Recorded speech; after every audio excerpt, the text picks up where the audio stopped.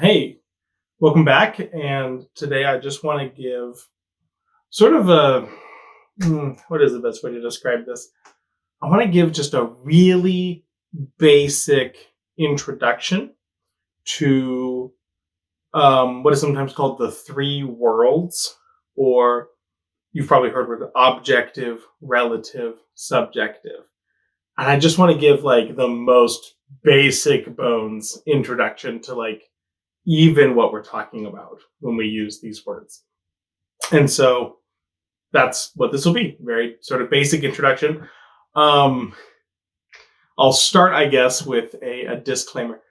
This is a gross oversimplification. I'm just going to be super honest about that. This is going to border on misleadingly simple. And as long as we're all aware of that, then I don't think there's a huge problem. But it's just important to know that, like, this is nowhere close to the end of the story, and this will not answer remotely any questions. You can delve into this problem, might be the wrong word, but you can delve into this problem for forever.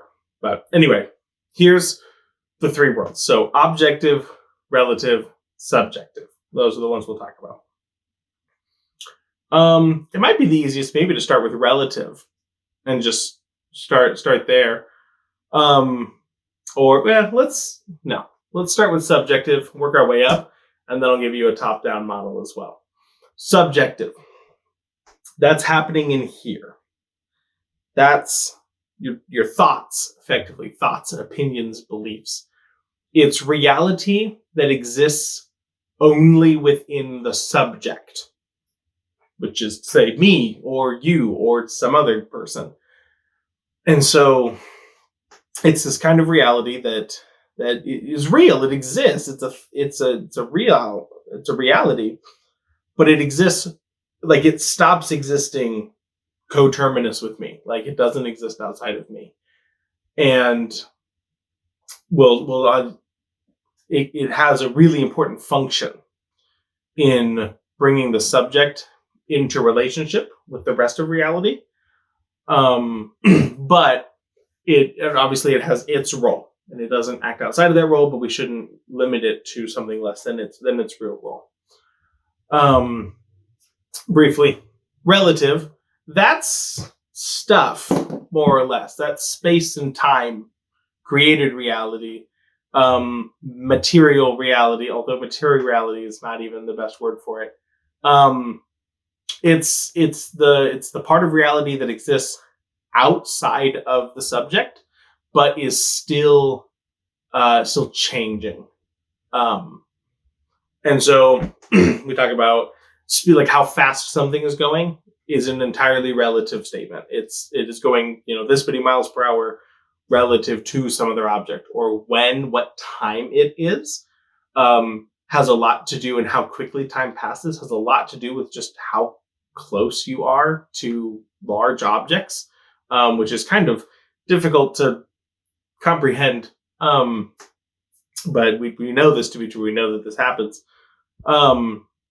On top of, to the left of, to the right of, any kind of these things, bigger, taller, red, blue, all of these different things exist for this relative reality of mostly material objects, but also anything that's a changing reality that isn't just within the subject.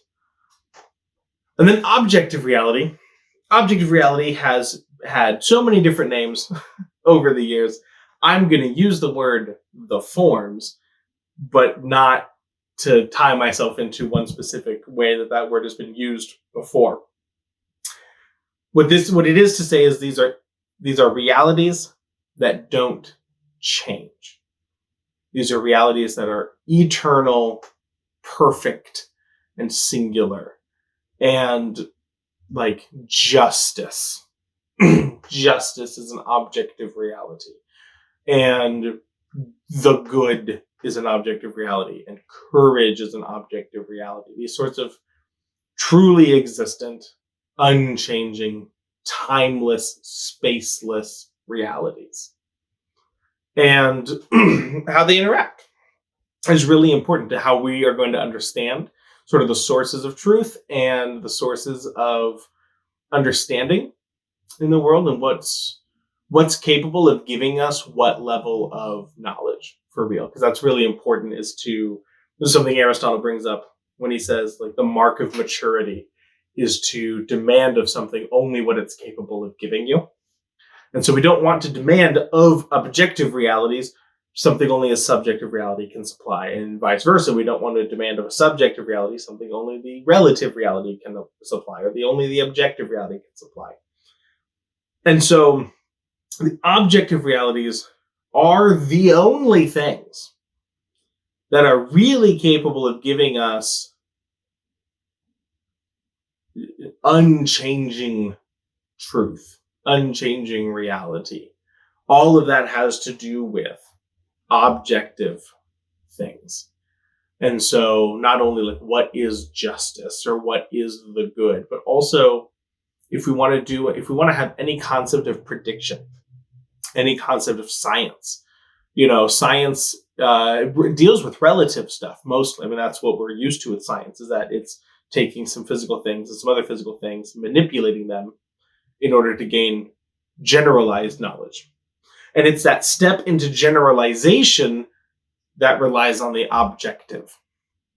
And, if I take this sulfuric acid and pour it onto this sugar, technically I've never seen that happen before.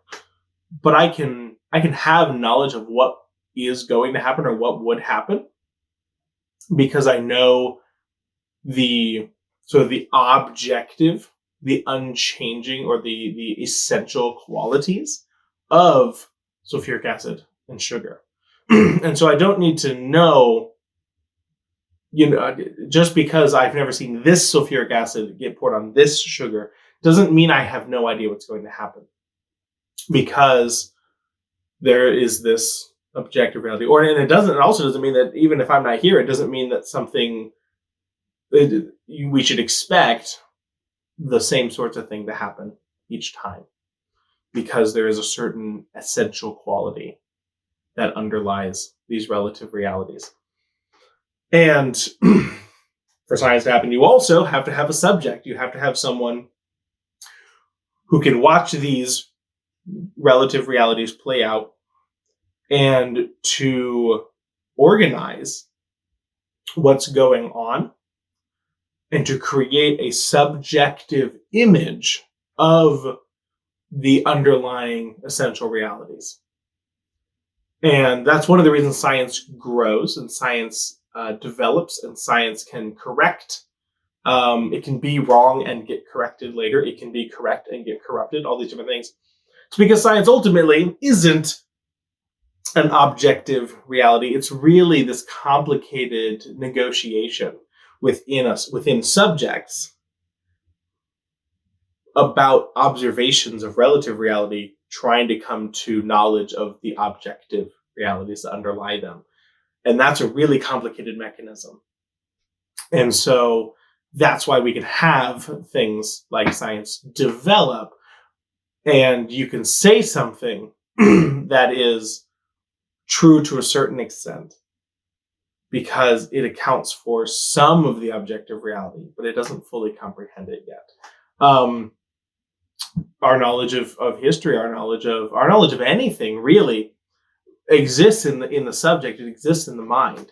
And so every piece of knowledge that we're dealing with is in some ways a negotiation between what really happened, what the underlying essential realities of that are, and any individual person's understanding of how those fit together.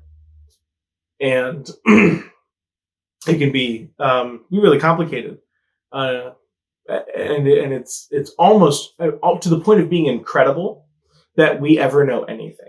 In some ways, it's really kind of mind-boggling just how smoothly this actually works most of the time, and just how much of your day is based on you being able to make this negotiation well enough that it's sufficient, that it's adequate to go. Like, I mean, every single morning when you get up and walk out the door, you're interacting, you're having thought processes that involve physical objects, your own understanding and interaction with them, and the realities of like what it means to move and what it means to exit, and things like that, where you know that if you twist this handle and pull the door open and walk outside, that it will produce the desired effect.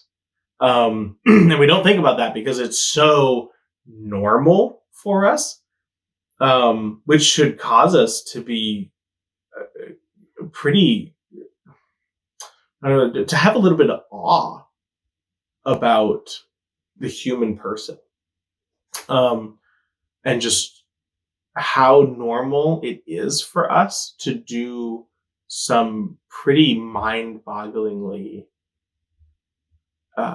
incredible metaphysical things, like interacting with generalized knowledge, and being able to do it so much and so often, that we can function.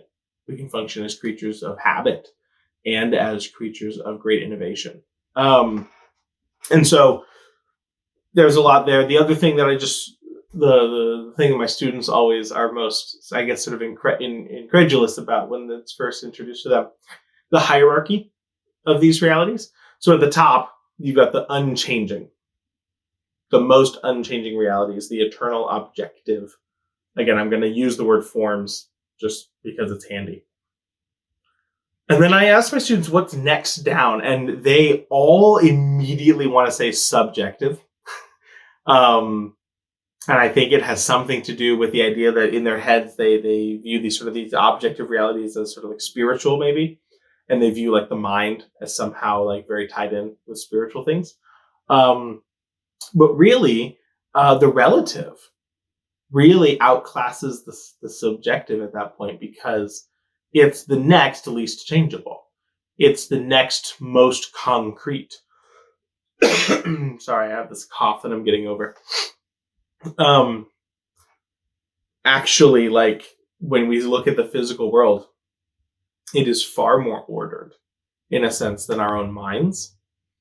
The subjective really comes in down at the bottom because it's so ephemeral, especially in sort of our pretty tragically fallen human nature, where we are, we have such a hard time getting our intellects to work properly, and such a hard time coming to understanding and even just remembering things. Like all of this stuff really causes our subjective notions of reality to be quite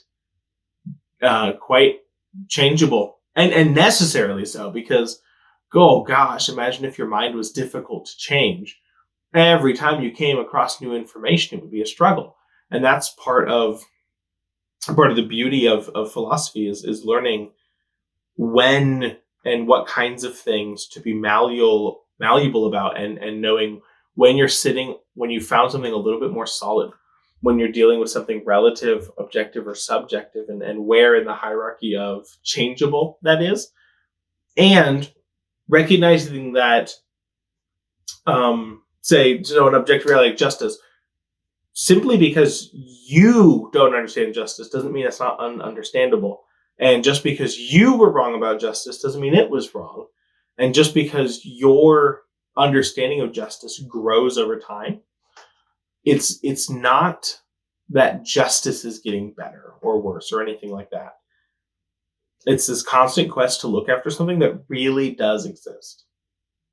And there's a wonderful security in the knowledge that justice really does exist. We're not just making this up. Because if it were just up to us to make up what justice is, we would be doing far worse than we're even doing now.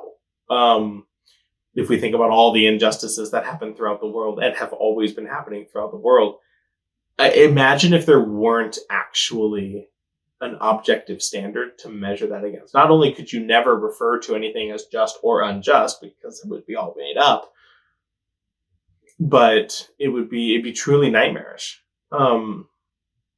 because it would be, it would just be like a pudding, always malleable. Or if we think that justice is relative, or that justice is, sure, it exists, but it's purely relative, or it's purely subjective, then the goalposts are always moving. You have no way of making your society more just or less just, because you never know where the target's going to be. And so understanding objective reality's existence is really important. On the other hand, it's important to remember the relative and subjective. If we get too tied up in objective reality and we start to imagine that everything's objective, then we run into all sorts of different issues. Then we run into issues of perspective. We start to think that, well, once I understand something, that's how it is. Well, that it is. That's a way that it is. Hopefully, if you're right. But like someone else who sees the same objective reality, if it's a big enough, complex enough reality, it's very possible that you and another person are both going to know true things about it that are difficult to reconcile, difficult to understand how they fit together, because it's such a big thing. Not that it's going to contain like a true contradiction, but it might very well contain a paradox. It might very well contain realities that go beyond human reason, go beyond anyone's ability to understand how it fits together.